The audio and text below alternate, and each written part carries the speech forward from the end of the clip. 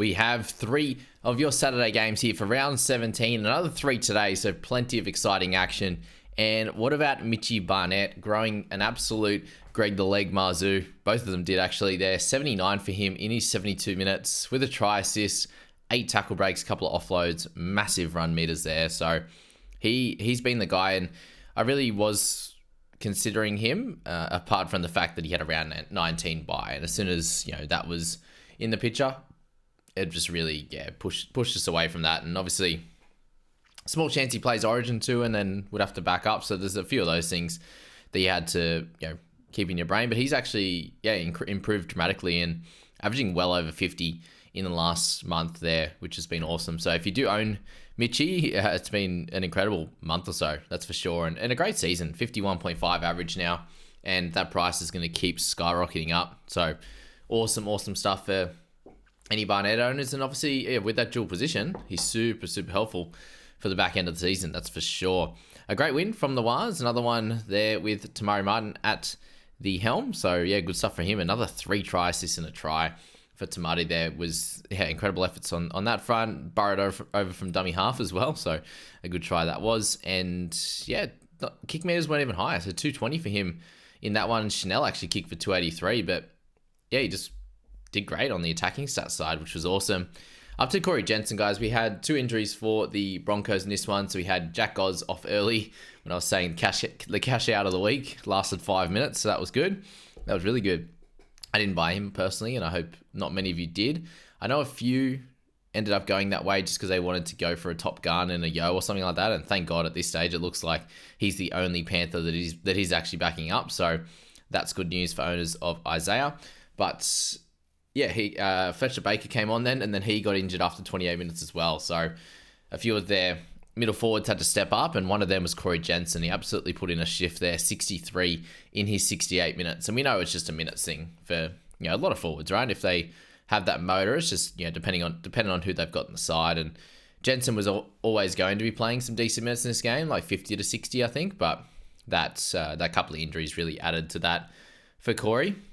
And then he had also Kobe Hetherington came in and did a shift as well with 80 minutes, and he got 42. So he was another one of those guys you could have looked as a awkward type of cash out, but no dual position. Kind of hurt both of those guys. So Jensen was awesome. Hetherington, while we're there, he got the 42, as I said. Just a bit of an awkward price. It's a tick under 400. He'll go up from there. And just turns out probably would have worked this week, but longer term, is it the play? I did make a trade in this game.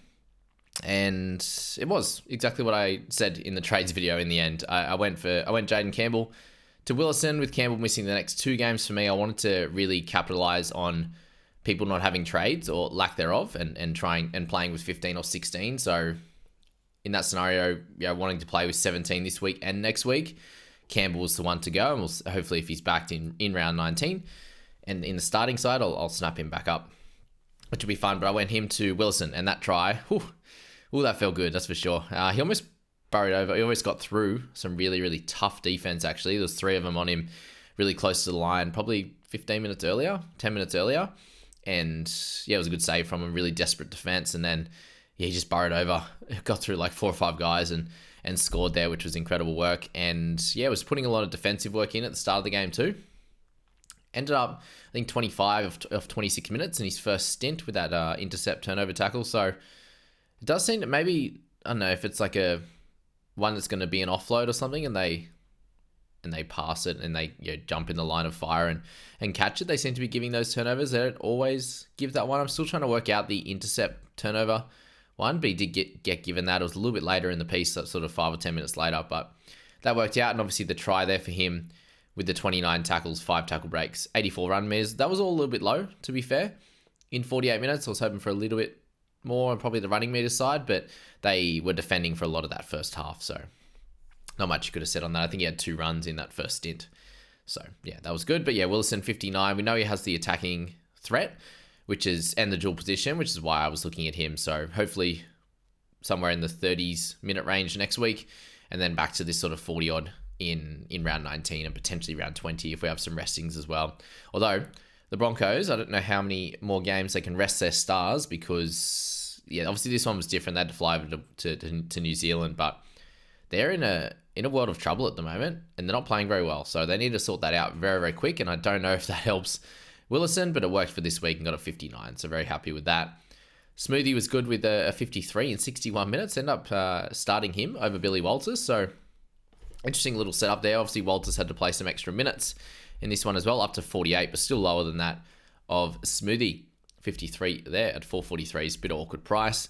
Chanel, the cash out, who ended up being the correct one at this stage. Obviously, there's a decent chance. Most likely he'll just go back to the bench, but there's also a chance that SJ, his injury is prolonged because it's another flare up of that Achilles problem he had. But he ended up with 2 tries, of course, and kicked a goal as well. So there you go. 51 for him, and got more kick meters than Tamati. So wild how that one worked out. If you did bring him in and play him, obviously at 51, you're absolutely cheering. So good stuff there. Any Cobbo holders got 47 with 9 tackle breaks. A couple of errors, just really timely errors that hurt the Broncos when they needed some of their, I wouldn't say he's a senior player. He's still super young, but he's an Origin player. So you would have hoped that he could have stood up and helped them out a little bit. But 2 line breaks in there as well was helpful. Madden with 43. Adam Finnell-Blake with 39. This is getting very concerning. Very, very concerning. So the offloads and the tackle breaks and tackle brocks has really dried up, unfortunately, for Adam. And it's a worry. It's a worry for sure. So minutes are down a little bit, sort of in that 50s range. He went 51 in this one, didn't come back on. It kind of went off with 10 minutes to go, didn't come back on. And it just doesn't look the same. He's still running. There's still some runs in there where he's like dragging them back, some good PCMs for sure. But overall, like for him to score the same as what Piakura did is a slap in the face, basically, for owners of AFB, because we've seen what Piakura can deliver across the season, and it's not anywhere to the level of Adam Finnell-Blake. So 39 for him. It's getting worrying, as I said. You're holding next week, see what happens, but I still think he's a hold long term, especially with the amount of trades people have, really. But like, it's frustrating as hell.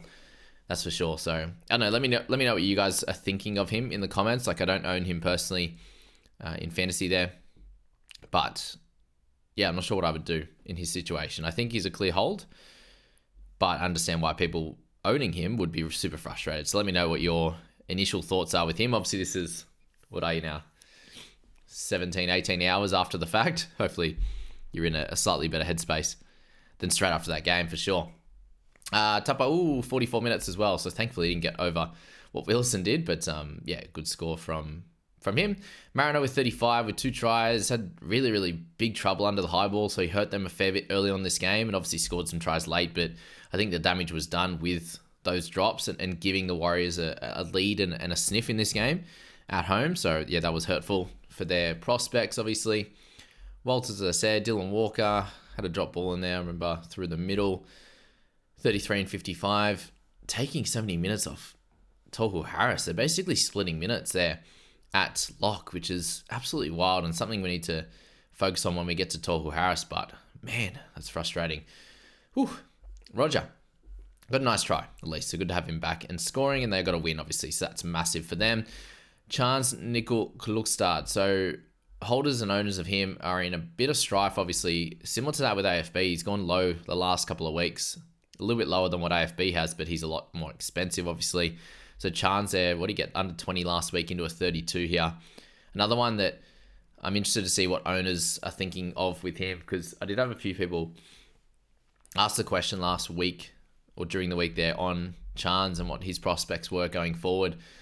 And I said there, I think he's a clear hold because of the scores that he's been putting up and what he's been able to do. And he's just gone back into, I don't know, he's just gone back to sort of his older like Raiders ways. Like, remember when he came back this season? He came back with a bang and was running over 200 meters, 250, 300 meters. And everyone was like, he's a must-have buy, and kind of had him at about this 45 average. But I didn't expect these two weeks here for sure, especially in a win. Like, yeah, pretty frustrating. So let me know your thoughts on him. He'd be looking more of a sell than what you've got AFB at, in my opinion. So there's that. Nikore, Tafanga, Capewell, Tohu Harris. So 28 and 25 minutes. Thank goodness he scored at better than a point a minute. But 25 minutes for your like captain, it feels absolutely gross. So yeah, I have no idea what's going on here in this situation. Is he injured? Are they just deciding to play a different way? I think you'd want your leader on the park, but yeah, I'm not sure on that one. He is looming as a big sell, obviously. Unless we get some information and they're just kind of, he's carrying something or whatever, then he would be a sell anyway. You probably have to move him on. And similar to that with Egan, like all these Warriors players, apart from Barnett really, and Tamati Martin and Chanel here, have absolutely fallen off a cliff. And Egan with a 28 now, people are looking at potentially buying him. It just feels gross. He's almost a sell.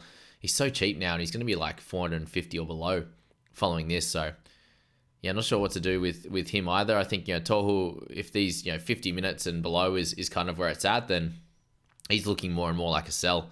And then Egan, similar boat with him, obviously missing 19. Bloody Jaden Brayley's scoring way better than him with way less minutes. So yeah, shocker that is. Man with 27, Dallin with 19. Gross, with a try. Ugh. Yuck. Ford only got 35 minutes in this one as well. So they're just, all of them, all the Warriors forwards except for Barnett, just getting absolutely pummeled at the moment. And then Arthur's 18, Stags 14 in this one. 30 run meters for your top tier center. The Broncos aren't playing well. He's not playing, his best either, and not getting. How can you run for 30 meters in a whole game? That is just disgusting. Even Montoya got 10 points, but he ran for 127. So absolute shocker there on that front. Alrighty, let's move ourselves to the second game of the afternoon. And I'm very, very sad in this one. I tipped the Warriors, which is good. A nice little win. And then I tipped the Eels. They cannot win for the life of them. What is going on here? When you have Mitch Moses playing an incredible game, scoring 2 tries, good kick meters, no errors, just a few missed tackles. Like, he didn't do, no penalties. Like, he had a cracking game, right? Wearing his heart in his sleeve, getting things done. And you still come out and lose, and you leave 2 balls out the back for Bradman Best to go 100 meters twice to go for tries, especially in the back end of that game. Obviously, that one right at the end, they'd already were pretty much gone skis after they turned that ball over. But 2 in the last sort of 20 minutes or whatever it was for Best to run the length in amongst his incredible efforts there was just it's just shocking to see the Eels that bad, like with pretty well a full team. Like, you got Moses and obviously Brown, they're doing good things. You got Gutho out the back, so much experience there, and their hooking position is definitely a worry. And missing Hopgood's hurtful, but they're not this team, man.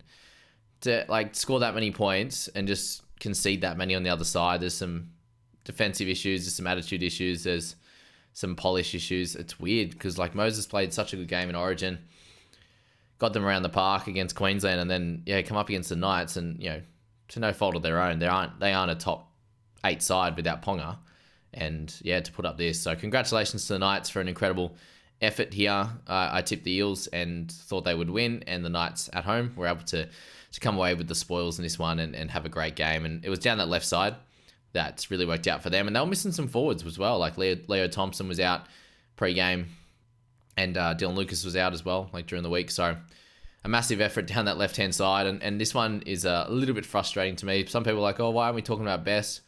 He got injured 4 weeks ago. He came back for a game before their bye in round 15. He was all right. But he's got 2 99-plus scores in the last 5 games for him. So he's averaging 47 for the season with a 99 and a 113. So that kind of shows you a little bit of what Bradman's like this season. But if you did jump on, incredible work from that. Moses with the 78 for any owners of him. Cracking stuff there for Fantasy and Supercoach. You got 100 and something in Supercoach as well. But the Greg the Leg, this one hurts a little bit. So when you look at it, Ronaldo was the other option at wing fullback at that price point. You had Will Price obviously as well, was a potential option for you. Picked up a 45, which was good. But you had Greg playing all of the games up till round 21, which is helpful. And just been in a drought for tries, right? And finally, they got down that left-hand side really, really well using Bradman Best, who's missed a bunch of games this year. And then Greg scoring down that sideline. So 8 tackle breaks for him. Good run meters, as he has been, but it's those 2 tries that add to it there, which get him up from the high 30s into that 68 range with some tackle breaks, the 2 line breaks, and the 2 tries. So if you did jump on Greg the Leg, happy days for you. I'm a little bit jealous. I did end up making a second trade, and unfortunately, with the update that he got as well was a little bit sad. And I did trade Jaden Brayley out. Picked up 45 minutes and a point a minute. Ugh, gross.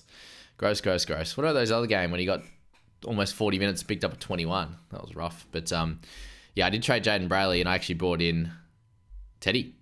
So I dipped into the Hines fund, and I went for Teddy, and I thought, oh, maybe I don't get Hines next week. I take the points from Teddy this week. There's a lot of people captaining him in the top 1,000, was my thoughts, at 11%. And yeah, a lot of people own him in that top 1,000. And if he was to continue going nuts, he's a clear keeper for the rest of the season, then I would fall behind. So I didn't want to. I wanted to keep up. I'm having a good week playing 17 on the park. I wanted to keep that up and not, like, if Teddy went nuts, lose out on that front. So that's the trade that I did make, and he picked up a 45. So in hindsight, obviously, it would have been nice just to hold Brayley, but he's still an issue going forward, given he's getting 40 minutes, 35 minutes, 45 minutes there, and looks like he'll be playing bench, especially from now on. They won this game as well, so he'll probably keep that way and did good things. Obviously picked up an offload, a turnover tackle, a try saver as well. So 9 points in that, 10 with the tackle as well. So 10 points in that one, just to add to it, and good tackle numbers as always. But Greg the Leg, that's the frustrating one, because he had that clear run of games, and he was the cheapest guy. He's lost 285k, so we know that he's got it in him, and we've got Ponga coming back in the next, with 3 or 4 weeks. So yeah, good stuff. And still, I think is going to be a buy next week. He'll start getting his price in the right direction, and is still very, very cheap. Hastings been speaking about how well he's been scoring fantasy-wise for a while now, and he's up to a 49 average for the year, 59 in this game with the 5 goals still. So Price still didn't kick goals, but Hastings actually kicked really well. So some really important ones there to get them ahead or keep them ahead there. So he did a good game, 2 turnover tackles as well. In that one, you had Jacob Saifidi with a nice 49, but he's a bit too awkward of a price for us. Bryce Cartwright, a bit of an odd game for him. If he didn't have those try assists, he was in a bit of strife, but he did, and picked up 2 line break assists, 2 try assists for a 48. So you look at that and you go, he has to do a lot to get 48. But that's what's going to happen if you have an error. You have 6 missed tackles, but he had 2 turnover tackles as well. So it could have been really low because of the tackle numbers and the run meters. But we know that he has offloads. He has attacking stats in him. And that was on show here with a 48. For Dane Gagai, he picked up a 47 with a try save, a turnover tackle. Kind of helped him out a little bit. The 7 missed tackles was the gross one. So down that left-hand side, the Eels were able to really get through him a bit. So yeah, interesting at that front how that one worked out missed tackle wise, but thankfully he could save it with some other stats, which was good. And yeah, pretty much scored close to where he's priced at, which was fine. If you did buy him, I was looking at him as a potential guy in the centers. I could use Aitken in the edge position if Fafita was to not play in round 19. I was also looking at Cartwright for this game. Just thought that obviously he could make some cash. He will with the 48 as well. But I did decide to go for the tried and Madison as well. I was looking for that. If Madison was going to start, I was going to go Brayley to Madison, and they kept him on the bench. So I decided against that, and I went, stuff it. I'm going for Teddy. I need to get go for those points and that clear keeper in the wing fullback position. Given I'll be trading out Weeks, I'll be trading out Wishart, I'll be trading out Fuller eventually, like around 20 or 21 or something like that. So Teddy's just another one of those fullback guns that I need, and then probably Latrell is the other guy we'll fight for in that wing fullback position eventually. And I'll likely have to wait another week on Hines, but he will be going down in price again. And he might go nuts next week, but that's the risk we're going to take, I think, in picking up Teddy for now, who could go big as well, right? They both have that ability to do so. Frizzell picked up 80 minutes. Not sure what's going to happen with this longer term. He picked up 22 in 80 minutes a couple of weeks ago, so that was pretty gross. He's very cheap as well for a guy that has been a keeper in the past, and you see there he's priced at over 700k to start last season. Spoke about Brayley. If you did hold on, good stuff. Maybe hold on again next week. We'll see. Could be named to start. Who knows? Will Price with a 45 in this game. Picked up 2 line breaks and a try. That was a really cool try there to kick off his campaign. 100 run meters, 175 on the kicking side. So he had a pretty good game, and obviously got a win first up. So I imagine he'll keep his spot on the side. It's a good stuff for Price.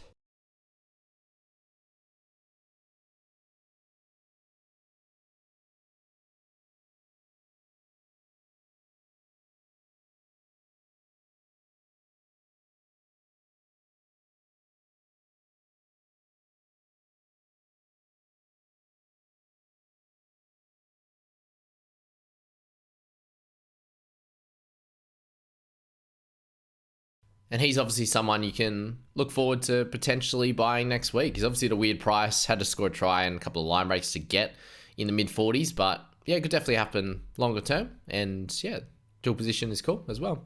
Offa and Galway end up getting 40 minutes in this one in a much better PPM to what he has in the previous games. Obviously, he had a 38 minute for 21 or something like that. So yeah, obviously if you bought him at 403k, that wasn't the worst cash out or cheaper guy either, who plays the next 3 games. Madison, 43 in 46. So yeah, still really low minutes for what you'd expect from him. Anything under 50 minutes is not going to be worth it. Anything above 50 minutes will be worth it. So yeah, he had 4 offloads in this game, which in that scenario, you'd expect him to get over 50, and he only picked up a 43 because the run meters at 79, tackle numbers at 24. So yeah, bit of an odd game, obviously, with lots of points scored in this game, but Madison 43, you won't be too displeased, but you don't think you're going to be happy as a buyer. And that's why I wanted him to start. I thought he'd get 55 or 60 if he started, and bench would be a little bit lower. And they obviously played him 46 straight, then took him off in the back end. So that's that there. Oh, did he come back on? Can't remember. Campbell Gillard 43, Saifidi 43, Daniel, that is, he's a 366k, and with Leo Thompson out, he stepped up into the starting side and played the bigger minutes. So will that happen longer term? Probably not, but he was the other cash out that kind of paid off. Sean Lane at 39 in the 80 minutes, so it was a solid enough one for his price if he's still owning. Junior got a nice try. Blaze Talangi got a double try effort, 4 errors, two missed tackles, unfortunate for them and him, and obviously they didn't get the win, which was sad to see. But yeah, 38, you'll take that as an owner for sure. Gutho 34 with a try assist, just tried to help him out, couldn't get the job done, unfortunately. Still very low. Adam Elliott with 32 in his 46 minutes, so a very low game for him minutes wise as well. And obviously Crossland played some decent minutes there, and kind of was spread around, to be fair, with Brayley getting 45, Crossland 48, Elliott 46. So yeah, Daniel Saifidi got some big minutes through the middle instead, which kind of cooked Elliott a little bit in the end, really, which was strange to see. But yeah, 32 for him, still just so up and down. Like at this stage, you got through round 16 without him, so do you just hold on till 19 if you need a mid? Probably. Kaipi's Ball definitely didn't reward owners for holding on to him, that's for sure. 32, I got him in Supercoach, and he was like 34 as well, gross. So 32 tackles, he had 3 misses, an error, penalty, and an inside 10, so neg 11 on the game. 55 run meters for someone so damaging. I don't know what they're doing, but they also just decided to go out the back instead and go to best and to Greg the leg. So that obviously was the correct plan for this week. Unfortunate 32, still hold on though, unless he gets put back to the bench next week, then you probably go, you'll probably lose some cash now. It's a bit gross, but yeah, he could come out and do well like Brayley did, right off the bench. It can happen, we know that. Mike Acevo, 32, Crossland 31, Dylan Brown. Okay. So he's not the same player this year, is he? Yeah. What do we say here? Obviously, when he was running the show, he was doing great things, but this is a particularly bad one for him. Obviously, got 1 try assist in there, but he had 2 missed tackles, which is, when he's at 17 tackles made, it's low for him. Like if he's making 17, you want it to be down at 0-1. He had 2 errors, 2 penalties, no kick meters, decent run meters, but no offloads, only low tackle break numbers. So just 29, low across the board. What are you going to do with him? Hey, I suppose like there's the thought of going, if you've got Galvin and Brown and you want Hines, I understand going Brown to Hines just as a clear upgrade there. Yeah, there's probably not too much else I can say. He's really just not showing it, is he? He was 50 plus with, yes, attacking stats, but it was happening every week, right? He had 1 score under 50 in like 3 months. And this was his real low one now without being saved by a try. So, yeah, I understand if you do want to sell, I won't push back anymore on the Dylan Brown sell. Penasini, this is a wild thing, isn't it? You can go 70 odd, no tries, just in base, and then he was 0 in like 35 minutes, which is crazy. Kind of, got a little bit propped up by a try saver, but he missed 5 tackles early and had 2 errors in this one. Still had an offload and 4 tackle breaks, but just, low across the board, 28 for him if you bought him. Shocker.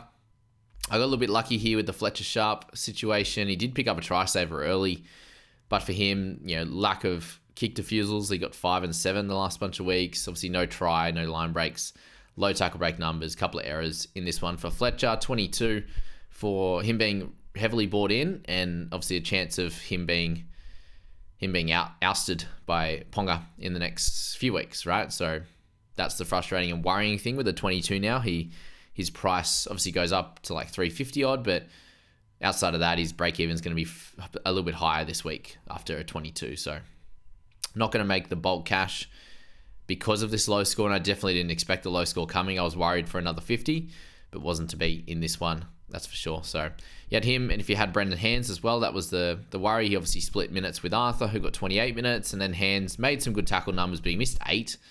So I think just the Eels hooker rotation this year is just disgusting. Whether it's Lussick or Hands, they both come in and they show plenty in the first 2 weeks, and then they just fall off a cliff. And that's happened here, or 3 weeks or something like that, whatever it was for Hands that did well. And then 20 and 52 minutes. So pretty gross on that front for Brendan Hands. And he's obviously a clear hold, that's for sure. Leah Thompson, late withdrawal for Knights yesterday as he deals with an aggravated Achilles issue, which was the exact same thing as what SJ is dealing with. And then we go to that last game, guys, Storm and the Raiders, and unfortunately they haven't updated the scores, and sadly for me, with my captain, Jerome Hughes, he actually went down to 65, which is a little bit frustrating, but 65 for Hughesy there. I think they kept his tackle break numbers. They dropped something. I was trying to work out what that was. So I had him at 2 missed tackles. Yeah, 2 missed tackles still. Maybe kick meters, same. Run meters, up. So I'm trying to work out where he went down there in points here to try. Line breaks, 2 line break assists, maybe turnover tackle. I'm assuming it has to be turnover tackle. Every other stat seems pretty similar.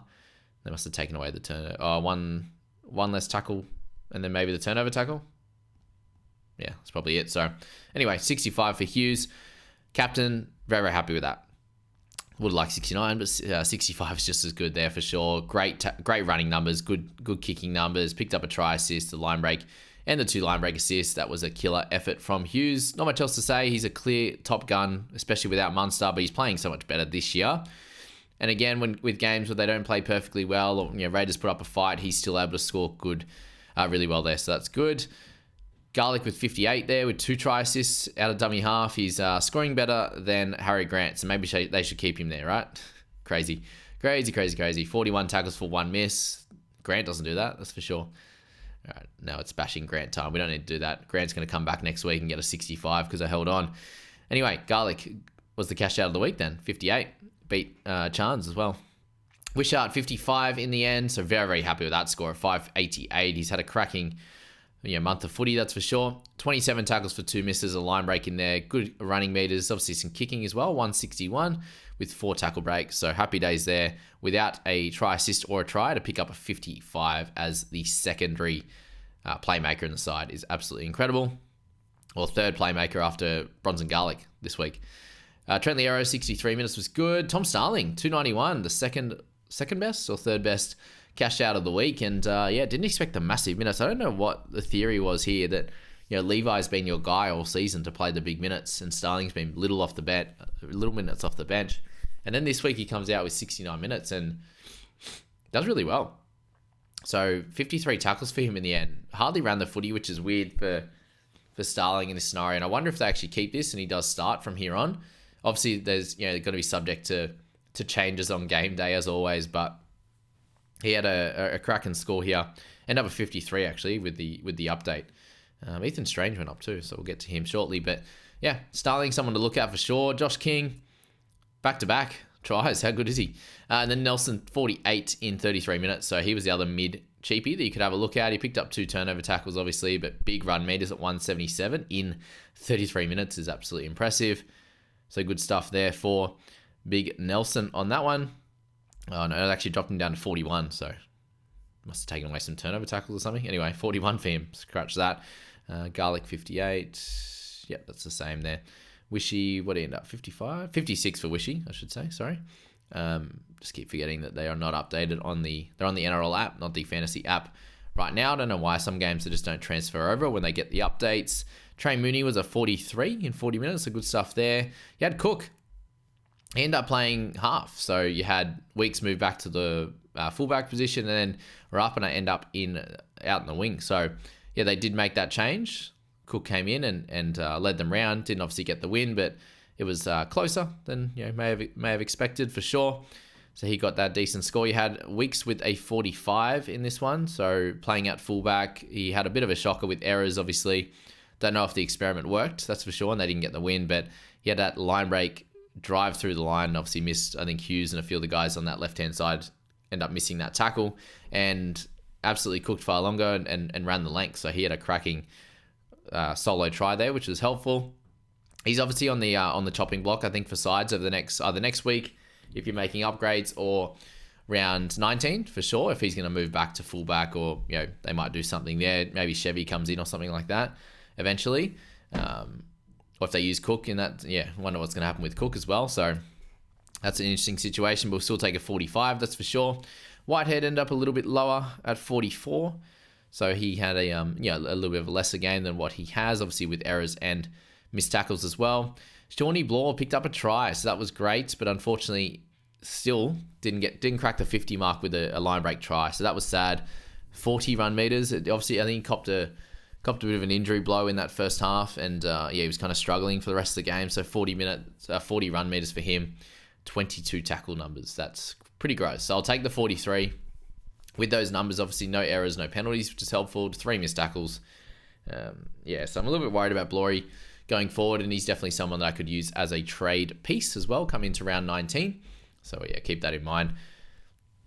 All right, Joey Tarpany, 41. In 50 minutes, they changed that too, so a little bit lower on the minute side, and then just no tackle breaks, no offloads, no attacking stats, obviously, there as well. So this is the roller coaster of Tarpany, apparently. I was looking at him potentially as well, if he's at that similar price to what Teddy was, and the price that I could grab.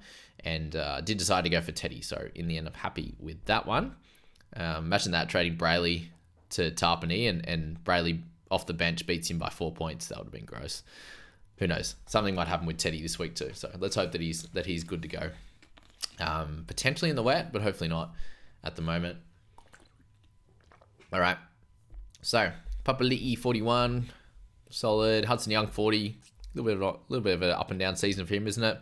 Failonga, a really nice line break early on that game. 39, he'll be ready to sell shortly. Smithies had a lower score there, 38 in 58 minutes. So scored 38, made 45 tackles. That's pretty gross how that one worked out. Eli Katoa got absolutely pummeled in this game. 33 he got. With 174 meters, he picked up 33. That's so gross. That's so gross. They had 20 tackles. They obviously had a few negatives in there, and you had a turnover tackle as well, and still picked up 33. So that is gross. Obviously, tackle numbers shockingly low on this front there. All right, you had Jack Howarth. They had him into 36. He's down to a 31. So unfortunate on that front. Must have taken away a turnover tackle or something like that. What's he got? Tackle numbers, 9 tackles. So 1 tackle away. Must have lost the 1 tackle and then the turnover tackle there, which seems to be the way they've he was on the other side, so took away Hughes as well. So 31 from him, not a terrible cash out, but obviously wasn't going to play the full 80. He was going to get 50 odd, and then came back on for Xavier Coates. So that's that there. Ethan Strange went up massively. He went up to a 43. So good stuff for him. 88 run meters, a line break, 5 tackle breaks, 24 tackles, 3 misses. So they took away 2 of his misses. That's helpful there, and 1 extra tackle break. Okay, that's basically the update there, which is good. For anyone still holding Strange, I just think you keep holding him longer term. He's been very, very good in the last 6 weeks for you. Very consistent, that is. Albert Hopewadi, Grant Anderson, Xavier Coates. Unfortunately, hamstring injury for him. Will be gone out of Origin.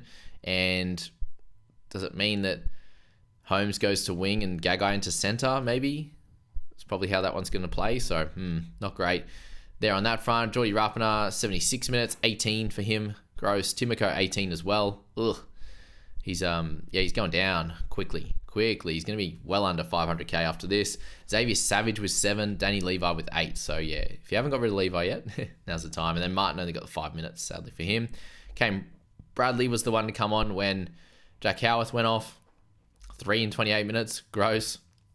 What do you have? 0 tackles, 50 run meters, 2 errors. That's not nice. And then Chan, 5 in 23 minutes. That was gross there. I think that's it for our Saturday games for this week. I wish you all the best of luck come 2 p.m. We've got 4 hours until that right now. And yeah, you're all absolute legends. And I hope your scores are going well. And you've got the 3 games left. And if you have Teddy as captain, good luck to him. I'm now an owner with you. And we'll see you on the other side, guys.